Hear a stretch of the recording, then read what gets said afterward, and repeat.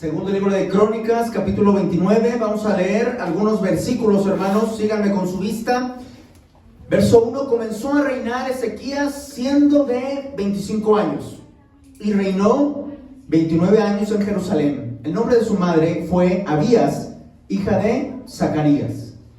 E hizo lo recto ante los ojos de Jehová, conforme a todas las cosas que había hecho David, su padre.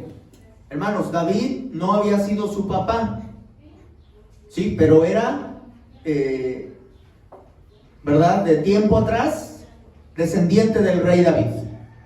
Pero noten aquí la relación que hace, no con su padre directo, sino con David. ¿Por qué? Porque siguió su ejemplo. ¿Qué hizo? En el primer año de su reinado, en el mes primero, abrió las puertas de la casa de Jehová y las reparó. Significa que estaba cerrado el templo y estaba, hermanos, de una manera no funcional, porque dice las reparó.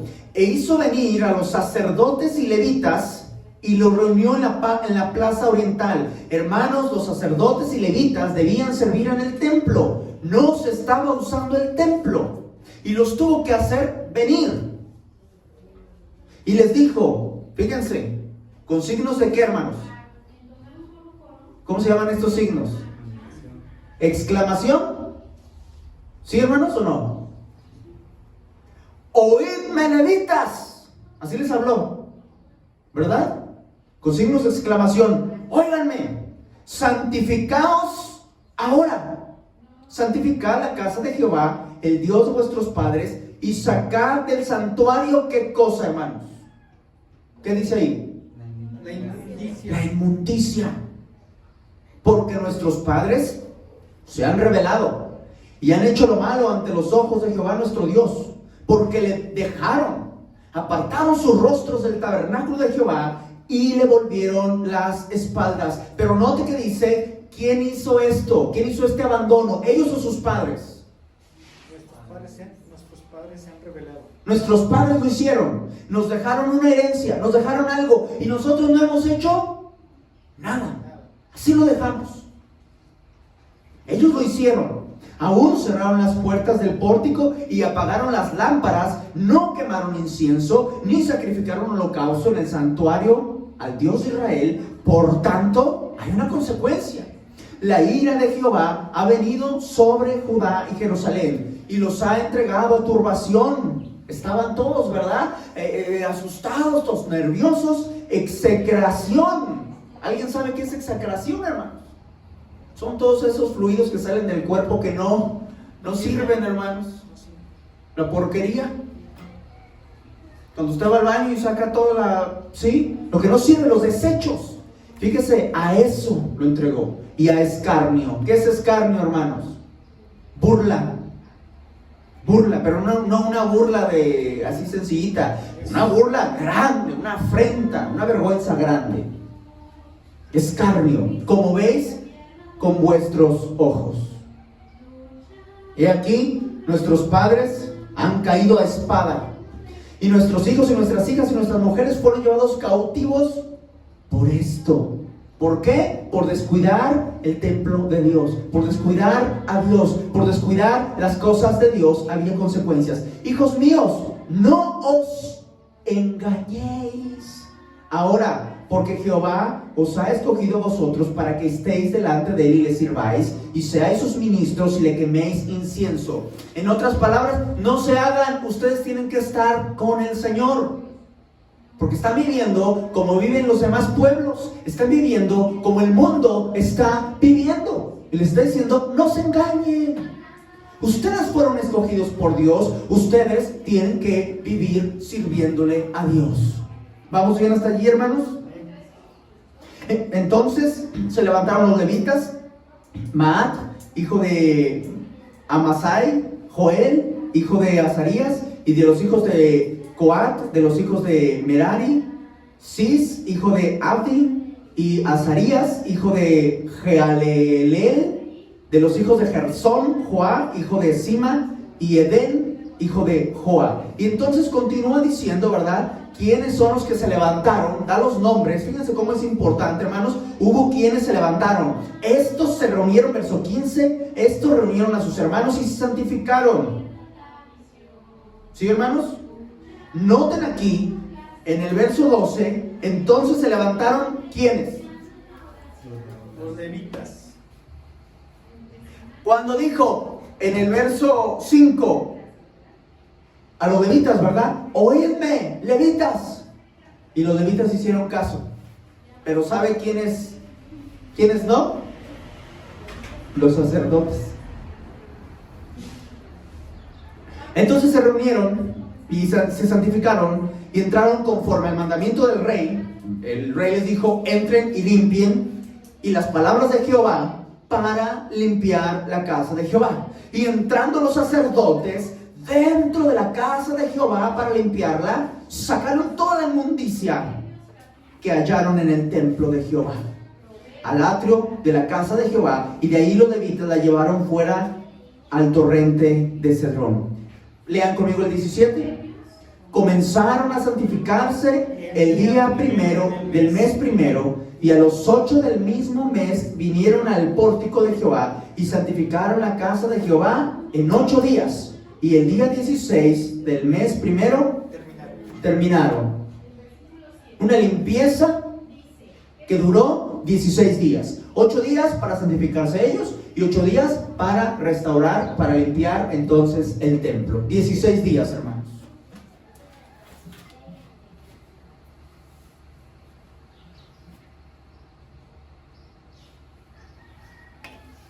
Hermanos, Ezequías fue uno de los reyes de Judá, de los mejores reyes de Judá que pudo tener. Hubo pocos que hicieron lo recto delante de Dios. Hemos leído y hemos notado que este rey, dice la palabra, hizo lo recto. Hay varias cosas que me llaman la atención aquí y quiero compartirte en esta mañana. He titulado a esta enseñanza el ejemplo del rey Ezequías. Así lo he titulado, el ejemplo del rey Ezequías. Y es importante notar lo que Ezequías hizo, hermanos, porque hay muchas cosas que él tuvo que cambiar, aun cuando él no se equivocó, aun cuando le heredaron problemas. El rey Ezequías nos ha dejado un ejemplo. Tenemos nosotros, hermanos, un ejemplo en el rey Ezequías que nosotros podemos imitar, porque nos va a ayudar, hermanos. Nos va a ayudar este ejemplo a que nosotros mismos también podamos ser ejemplo a otros. Lo primero que quiero que veas, hermano, número 1, el ejemplo del rey Ezequías. Número 1 es su ejemplo de sabiduría. Era un ejemplo de sabiduría. Ese es número 1. Mira verso 2, hizo lo recto ante los ojos de Jehová, conforme a todas las cosas que había hecho David su padre. Ezequías era un rey, tenía poder, riquezas y lujos. Sin embargo, para él lo más importante no era el poder, las riquezas, los lujos, sino hacer lo recto ante Dios. Cuando una persona tiene poder, cuando una persona tiene dinero, hermanos, es muy difícil sobrellevarlo y necesitas sabiduría. Y aunque no tengas poder, y aunque no tengas dinero, necesitas sabiduría, porque el que tiene dinero y el que no tiene dinero puede tener al dinero como su Dios. ¿Por qué? Porque el que no tiene dinero va a hacer todo lo posible por tenerlo, y el que tiene va a hacer todo lo posible para guardarlo o tener más. Y hay gente que va en la tierra los 70 años que nos dé el Señor, 80 o 90 o los que me digas, va en la tierra simplemente tratando de acumular riquezas. Riquezas, hermanos. Sin embargo, para el rey Ezequías eso no era lo más importante. Hermanos, usted y yo debemos discernir entre lo que es lo más importante de lo que no lo es. ¿Nos damos cuenta nosotros, hermanos? Hay gente que se la pasa desde la mañana, ¿verdad?, viviendo y pensando en cosas que no son importantes y dejando lo más importante al final. Muchos reyes, hermanos, no buscaron a Dios. Fueron cegados por los placeres, por el pecado. Hay mucha gente y muchos cristianos que no pueden discernir entre lo que es lo más importante y después caen en pecados que después no pueden salir de ellos. Porque desde un principio no supo discernir, no hubo sabiduría desde un principio para encaminar mis pasos. Hay gente que está viviendo las consecuencias de no saber discernir, hermanos. Hay gente, ¿verdad?, que batalla, formó una familia, pero como no era la voluntad de Dios, porque nunca hizo caso, ahora viven mal. Hay gente que le pasa la vida, los años por encima y jamás logró lo que quería, ni lo que quería Dios de esa persona. Porque no supo discernir, no tuvo sabiduría. ¿Hay alguno falto de entendimiento que dice la palabra? Pídala a Dios. Y eso es importante, seguir su ejemplo de sabiduría. Necesitamos establecer qué es importante, qué es prioridades y qué cosas no son. Porque a veces vivimos en las cosas que no son importantes y nos preocupamos de esas cosas, nos enojamos por esas cosas, vivimos mal por esas cosas y no nos ocupamos de lo importante. Ezequías, a pesar de tener dinero, de tener un reino, de tener todo, él dijo: lo primero que quiero es hacer la voluntad de Dios. Que eso esté en tu mente. Yo quiero hacer la voluntad de Dios, no la mía. Y que el Señor te ayude, me ayude a discernir. Para Ezequías lo más importante no era el dinero, sino hacerlo recto ante los ojos de Dios. La pregunta es, para ti, para mí, ¿qué es lo más importante? Número 2, hizo lo recto ante los ojos de Dios, conforme a todas las palabras que había hecho, conforme a todas las cosas que había hecho David, su padre. Número 2, su amor a Dios. Es un ejemplo el rey David, no solo de sabiduría, sino de amor a Dios. Mira, a pesar de su entorno, esto es impresionante. ¿Por qué? Porque Ezequías no tuvo un buen ejemplo. ¿Sabes quién fue su padre? Acaz, un idólatra, una persona que hacía pasar a sus hijos por fuego, al Moloc. Ezequías no aprendió de su padre. Hay gente que se queja de los padres: no, mi papá y mi mamá, quién sabe qué, por aquí, por allá. Hermanos, Ezequías pudo poner ese ejemplo, esa excusa. Mi padre, no. Él no hizo esto, hermanos. A pesar de su entorno. Hay gente, hermanos, que dice: mi papá era un golpeador, mi papá era un alcohólico, pero yo no quiero ser como él. Y entonces se refugian en su Padre Celestial. Así que no hay excusa. Así que tenía un entorno complicado, pero aún así él tenía un amor por Dios.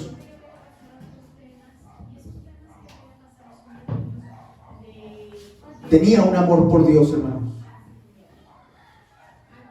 Hay gente que tiene buenos padres, hay gente que no los tiene. No importando, no hay excusas.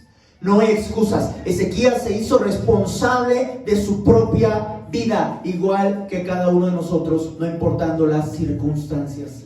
Yo quisiera amar a Dios, hacer las cosas por amor a Dios, pero pasa esto, pero mi trabajo, pero mi salud, pero mis papás, pero mi hermano, pero mi esposa, pero todo. Y la gente busca responsabilizar a otros y no se hacen responsables de cada uno. Pero ¿sabes qué dice la Biblia? Que cuando llegue el Señor va a haber un juicio y Dios va a pagar a cada uno según su obra. Vamos a dar cuentas a Dios cada uno. Así que, hermano, hermana, hazte responsable de ti mismo. Ama a Dios. No ames otras cosas. ¿Ante quién? Mire, dice la Biblia que Ezequías hizo lo recto ante los ojos de Dios. ¿Por qué? Porque Ezequías tenía un amor genuino a Dios. Un amor genuino a Dios. Yo te pregunto, ¿ante quién haces bien las cosas? ¿Tratas de impresionar a alguien? Cuando andamos de novios, ¿verdad? Tratamos de impresionar a la chica. ¿Verdad que sí? Si no se bañaba, empieza a bañarse. Si no se cepillaba los dientes, se los empieza a cepillar.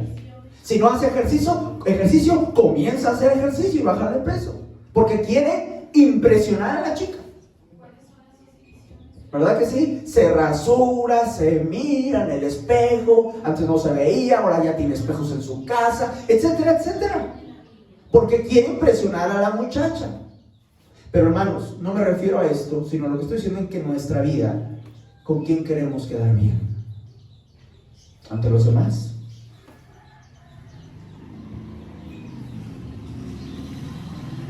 ¿Quiero agradar a alguien? A veces hacemos o dejamos de hacer cosas para agradar a los hombres y no a Dios. Ezequías no le importaba esto. Y Ezequías, todo lo que hizo y regañó a los levitas fue por amor a Dios. Un amor genuino a Dios. Debería de haber un amor genuino en nosotros. Hermanos, yo no sé, varios de los que estamos aquí, de los que no están, ¿verdad? Y los que puedan vernos por YouTube, después o en Facebook. Hermanos, si tú eres cabeza de familia, ¿qué vas a hacer? Si tú tienes un amor por Dios, vas a amar a Dios y vas a hacer que los de tu casa, porque tú eres cabeza, vas a hacer que ellos también quiten todo lo que no deba estar porque amas a Dios.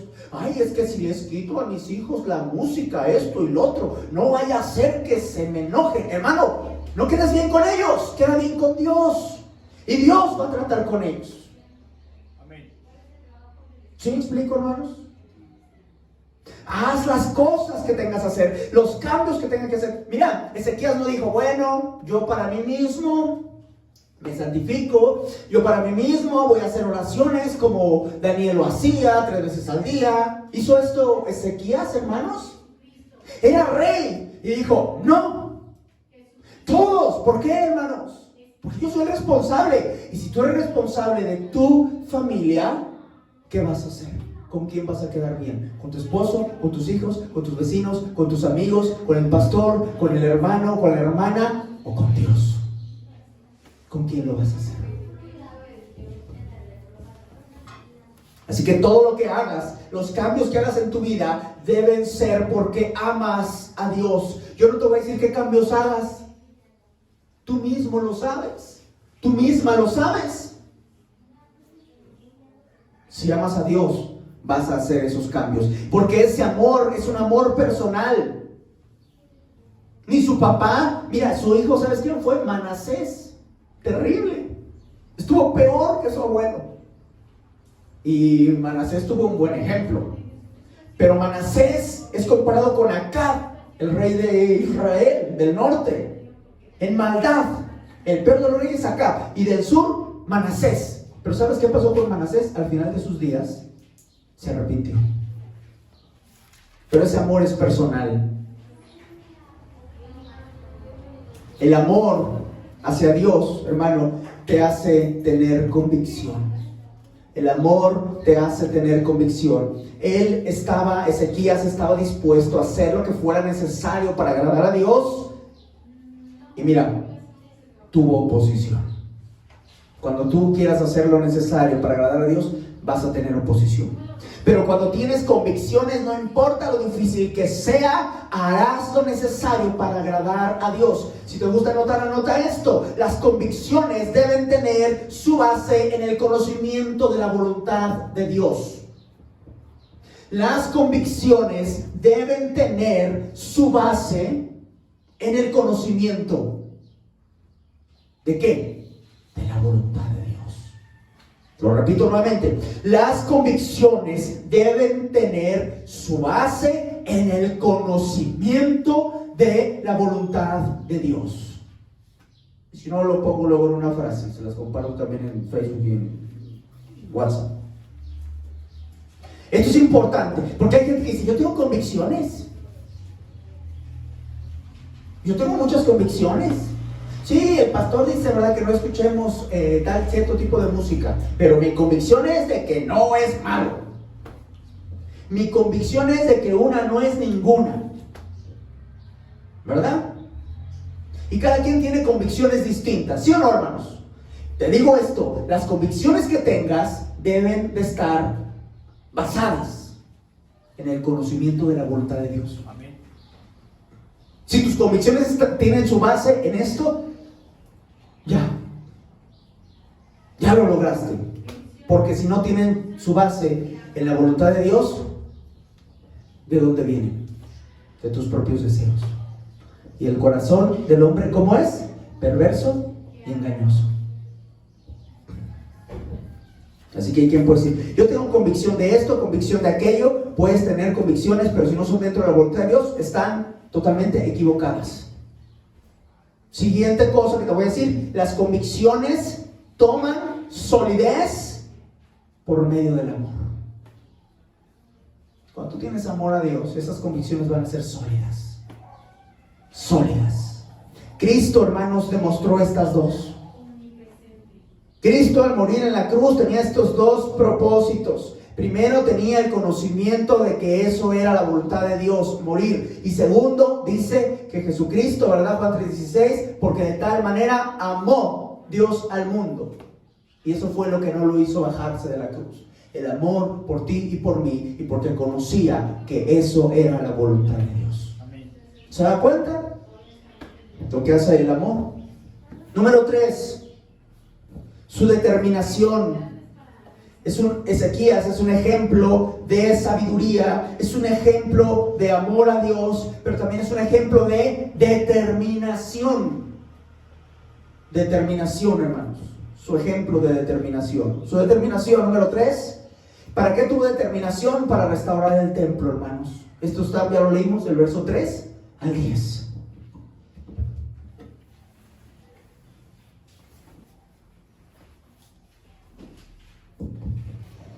Ezequías reconoció la condición que tenían delante de Dios, que habían abandonado a Dios, el templo, y que estaban sufriendo las consecuencias. Versos 5 al 9. La decisión de limpiar el templo y restaurar su relación con Dios es algo que quizá usted y yo necesitamos analizar. Si lo necesitamos. En el verso 3, reparó las puertas. Es lo que todo mundo ve. En el verso 8, ¿qué hizo, hermanos? Dice la palabra que Dios te llamó, Dios te escogió.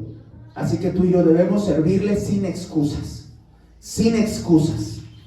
Que no, yo serviría, pero es que mi papá, es que mi enfermedad, es que mi trabajo, es que los hermanos, es que el pastor, es que el tiempo, es que lo que sea. Nada. Dios te escogió. Verso 8.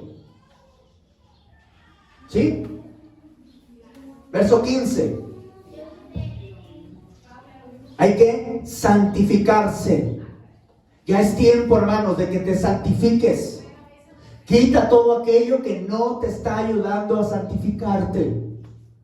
Tú sabes qué cosas te hacen no santificarte. Tú sabes qué cosas hacen que vayas al pecado, que cedas ante la tentación. Así que saca toda esa inmundicia y santifícate.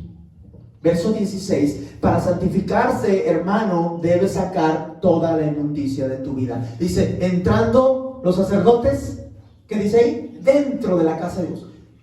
Para limpiarla. Parece un pleonasmo, ¿verdad? Pero esta expresión se refiere a que entraron hasta la parte de más adentro. Debes entrar hasta la parte de más adentro de tus pensamientos, de tu corazón. Medita tu vida, analízala. Como si entraras, ¿verdad?, a una casa que fuera tu propia vida, a tu mente, a tu corazón. Entra y analiza. A ver, ¿esto debe estar aquí? No. Afuera. ¿Esto debe estar aquí? Tampoco. Entra a cada área de tu vida, a cada habitación. A ver, ¿cómo estoy con esto? ¿Cómo estoy con aquello? ¿Cómo estoy con esto? Cada área de tu vida. Entra hasta adentro. Porque si no entras y dejas inmundicia ahí, te estás engañando a ti mismo. La santidad no es a medias, hermanos, ¿eh? Yo ya dejé esto y esto, pero no he dejado la bebida. Yo ya dejé esto y esto, pero no he dejado tal cosa. Así no es con Dios, hermano. O dejas todo, o no dejas nada. porque el Señor resiste a los soberbios y aquellos, fíjense muy bien, que cuando veían los fariseos que aparentemente estaban bien, ¿qué les decía el Señor Jesús? Hipócritas, sepulcros blanqueados.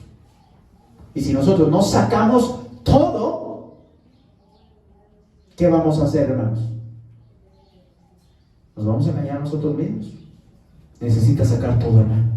Hay gente, hay doctrinas que dicen, los cristianos nunca dejan de pecar, los cristianos siempre batallamos. Es cierto, pero dice la Biblia, si alguno hubiere pecado, no dice que se la vive diario pecando. ¿Sí estamos, hermanos, en esto? Si hubiere pecado, tienes abogado, tienes defensa. Pero en ningún momento dice que el cristiano peca todos los días o todas las semanas. O así dice la Biblia, hermanos.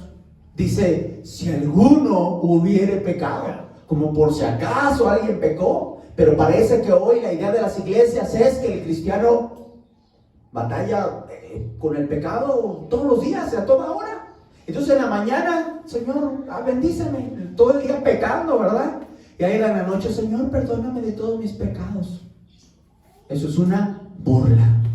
Eso es una burla, hermanos. ¿Por qué? Porque necesitamos entrar hasta dentro de nuestra mente, de nuestro corazón y darnos cuenta, esto no debe estar, sáquelo de allí porque eso es inmundicia y le está contaminando y no puede vivir engañado. Sáquelo de una buena vez y Dios le va a ayudar a que se mantenga limpia su casa. Usted toma la decisión.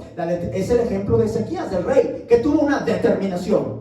Basta de pecado, basta de inmundicia, tomo hoy una decisión, saco todo esto y necesito santificarme. Pero tenga una determinación. Entre a su mente, vea sus actitudes, vea los programas que ve, vea el tiempo que hace, vea su propio teléfono. ¿Hay algo que le está llevando a caer? Quítelo. Porque si no lo quitas, vas a pensar, no, el pastor está mintiendo, si va teniendo los cristianos. Pero es que si tú estás ahí con el pecado a un lado, ¿qué dice la palabra? Oye, ¿qué hizo José, hermanos, cuando estaba la mujer? Y ahí estaba, yo me imagino que era una mujer guapa. Pues era esposa de Potifar. Era un hombre con poder. Yo no creo que se haya agarrado ahí una de mal presupuesto. Dicen que no hay mujeres feas, sino con mal presupuesto. Vamos a decir, yo no creo que haya tomado a una con mal presupuesto.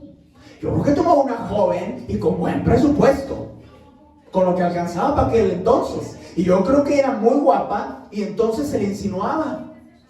Y la voz y todo esto, como lo describe Proverbios. ¿Y qué hizo José?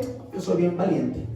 Se salió de la casa, hasta se tuvo que ir sin ropa.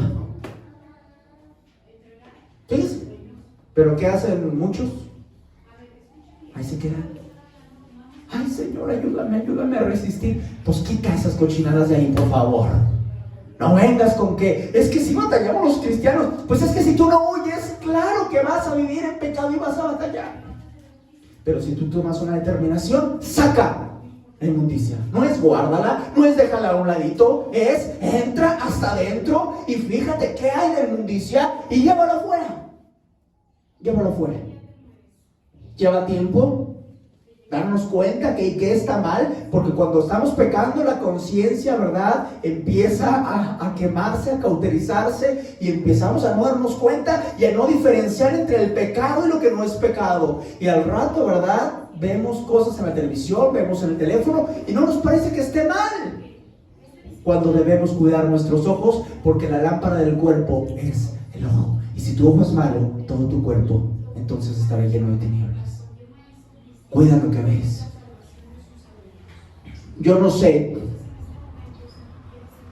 si nos está haciendo falta una limpieza profunda, hermanos, pero toma la decisión. Si es el caso, toma la decisión de hacerlo. Solo así podrás tener una verdadera relación con Dios. Si no, te estás engañando. Tienes que santificarse. Mira, no era, vamos a tener un servicio y mientras tanto limpiamos la inmundicia. ¿Sí era así? No podían tener servicio, no podía estar la presencia de Dios ahí. Necesitaban sacar la inmundicia. ¿Se da usted cuenta? Hasta que saques toda la inmundicia, vas a poder tener una verdadera relación con Dios y no una relación emocional solamente. Porque hay gente que tiene relaciones emocionales con Dios. Solo es emocional. Pero cuando te santificas y sacas todo, entonces viene una verdadera relación con Dios que te llena de paz, de armonía, que te das cuenta que Dios está contigo. Y no solo te emociones. Porque hay gente, ¿verdad?, que escucha música cristiana, ora, una predicación y piensa que eso es tener comunión con Dios. No, hermanos, eso no es. Necesitas pasar tu tiempo privado y que Dios mismo te va hablando y va guiando tus pasos día con día, te va dando dirección. Pero ¿qué necesitas? Primero, santificarte. Si no te santificas, no podrás tener comunión con Dios. ¿Estamos claros? Muy bien, avanzamos, hermanos. Mira, sácalo y Dios va a borrar para siempre ese pecado. Mira, verso 16, ¿qué dice? Por favor, léanlo, hermanos, ¿qué dice? Y entrando los sacerdotes dentro de la casa de Jehová para limpiarla, ¿qué dice? Sacaron Toda la inmundicia que hallaron en el templo de Jehová, al atrio de la casa de Jehová, y de allí los levitas la llevaron fuera al torrente de Cedrón. Gracias, hermano. El atrio, hermanos, ¿qué era el atrio? El atrio era el patio donde el pueblo entraba. Pero el pueblo no podía entrar al templo, al lugar santo ni al santísimo. Solo al santo los levitas y al santísimo los sacerdotes, el único sumo sacerdote. Ok, pero en el atrio, ¿qué se hacía? Entraba el pueblo para dar acciones de gracias. Entonces sacaban esa inmundicia. ¿A dónde la sacaron? Al patio, a donde se confesaba a Dios gratitud. Fíjense cómo lo sacaron de adentro, de lo que nadie veía.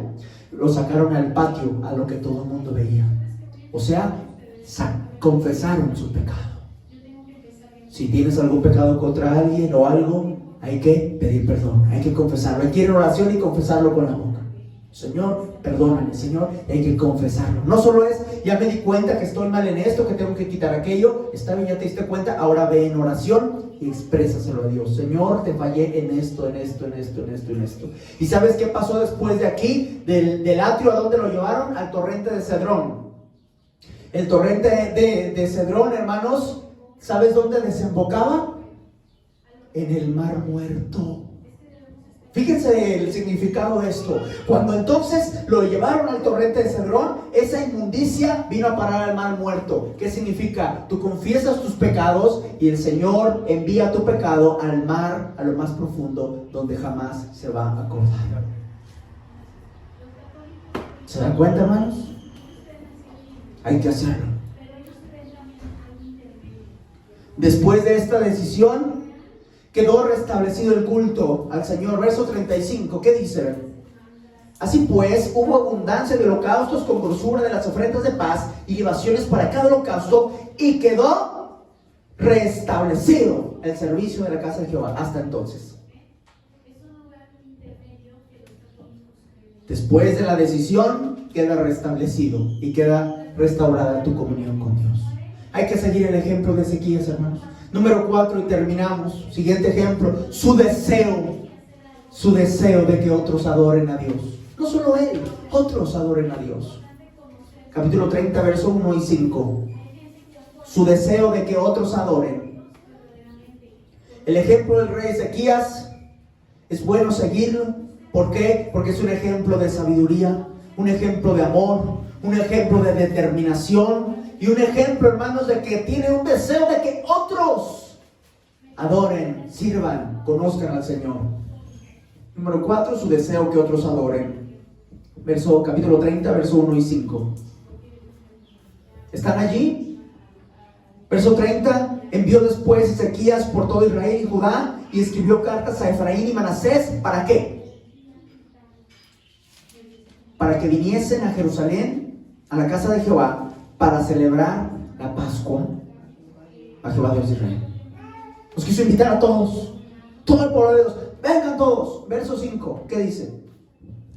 Y determinaron hacer pasar pregón por todo Israel, desde Beerseba hasta Dan, para que viniesen a celebrar la Pascua de Jehová Dios de Israel en Jerusalén, porque en mucho tiempo no lo habían celebrado al modo que está escrito.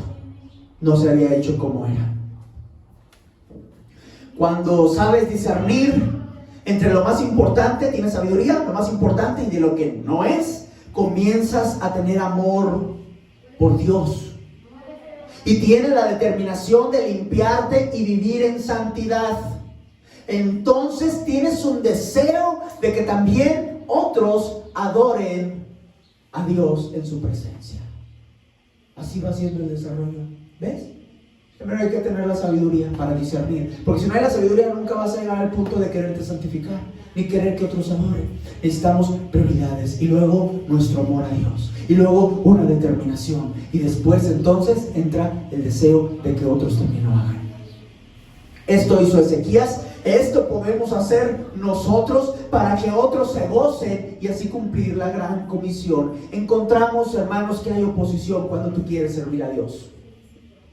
Verso 6, ¿qué dice? Léanlo ustedes, por favor.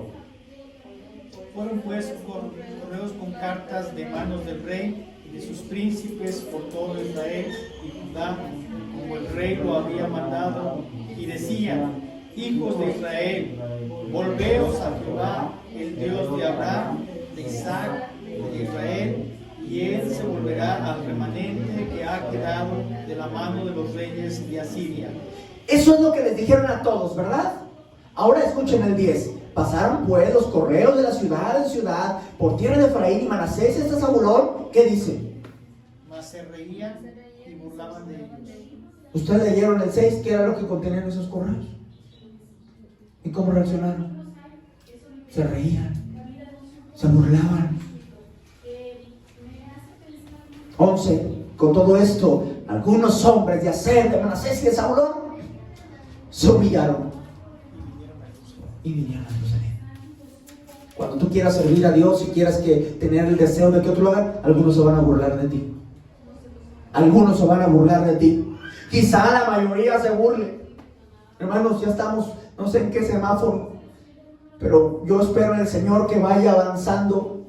¿Para qué, hermanos? Para que podamos salir, invitar a la gente, llevarles un folleto, invitarlos a que vengan.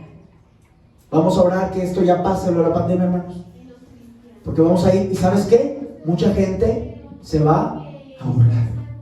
Nos van a dejar con el folleto volante en la mano, lo vamos a ver hecho bola en el piso. Pero con todo y eso va a haber unos que se van a humillar, y por esos que se humillan vale la pena. Por esos que sí se humillan, no importa que se burlen, con tal que algunos se arrepienten y lleguen al conocimiento del Señor. ¿Cómo terminó esta obra, hermanos? Verso 26, por favor. Todo esto que pasó por el ejemplo de un hombre. Verso 26. Léanlo conmigo. ¿Están allí? ¿Sí? Segundo libro de Crónicas 30, 26. Conmigo.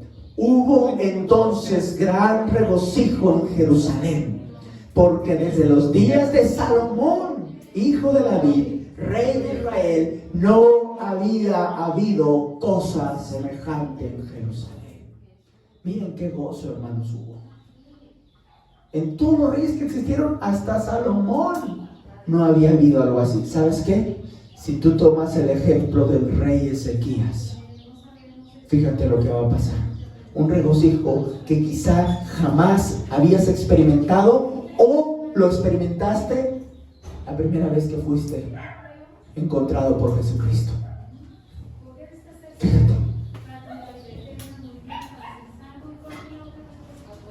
Bastó el corazón y el ejemplo de un hombre para que todo esto pasara. El corazón y el ejemplo de un solo hombre inspiró a los demás y siguieron su ejemplo. Hubo otros beneficios además, hermano. Uno de ellos era que los iban a invadir un tal Senaquerib, y les dijo, y se burlaba de ellos: ustedes están perdidos, ustedes creen que van a ser librados, y los de arriba del norte no fueron librados, ustedes menos. Y Dios los libró. Ellos no hicieron nada.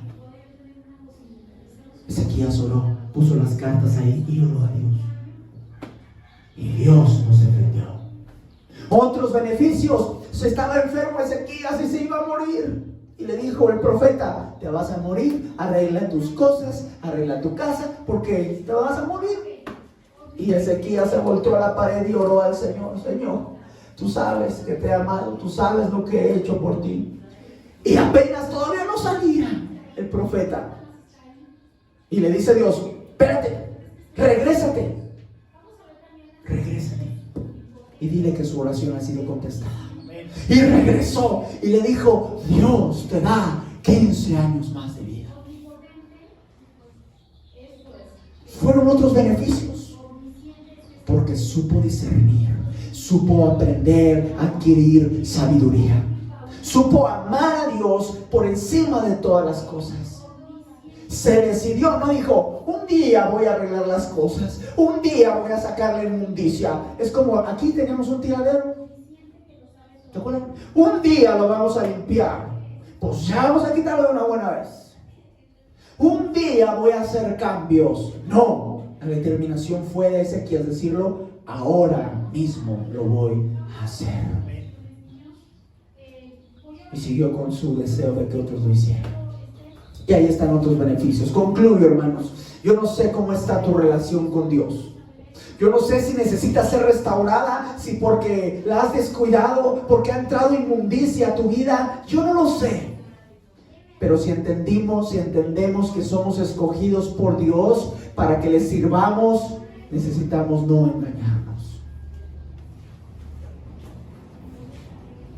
Yo no sé si discernimos nosotros entre lo que es importante y lo que no lo es. ¿Te vas a quedar así como estás? Con quizá lo material, quizá con las apariencias, con metas terrenales, pasajeras en lugar de celestiales. Este mundo gime, esta creación gime. Va a pasar esto. La Biblia dice, ¿verdad?, que viene el siglo venidero, porque estas cosas van a pasar. Y estamos al final. Ya entramos a los tiempos finales, hermanos. Ya entramos. Por eso dice que en estos postreros días, ¿verdad?, se nos ha hablado por medio del Hijo. Ya entramos a los postreros días. Ya estamos casi al final del siglo. Y vamos a entrar al siguiente siglo, que es la eternidad. Y solo hay 2 siglos, hermanos. Este siglo y el postrero. Y estamos porque se acabe este siglo, porque regrese Jesucristo. Y te vas a quedar con metas y proyectos terrenales, personales, pasajeros. Y vas a descuidar lo eterno.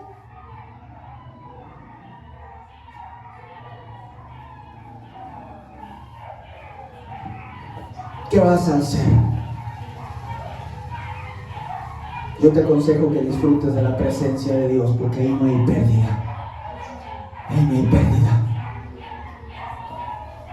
Jamás habrá pérdida, aunque lo pierdas todo a causa del Señor. Aunque pierdas tu salud, aunque pierdas dinero, que pierdas lo que pierdas, cuando estás en presencia del Señor, no hay pérdida. Tampoco puedo saber si en verdad amas a Dios o a quién amas. O a la hora de la hora decides por ti. ¿Qué pasó con Pedro? ¿Qué le dijo Jesús? ¿Me amas? ¿Qué dijo Pedro antes?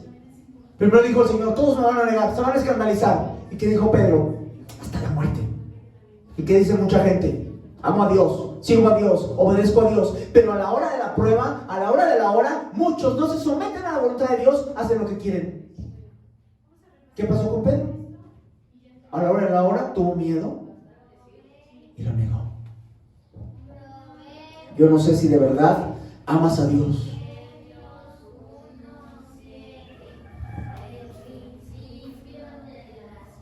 O hay gente que incluso solo lo ve como un genio, ya no de los deseos, de los caprichos. Un genio de la lámpara de los caprichos. Y así ven a Dios, pero no lo aman.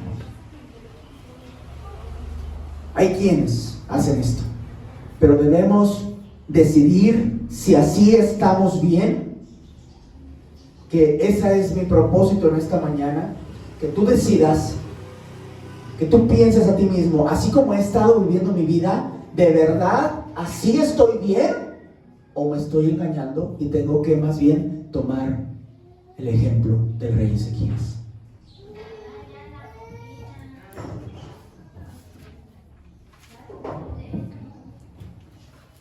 Mira, no te vas a poder gozar.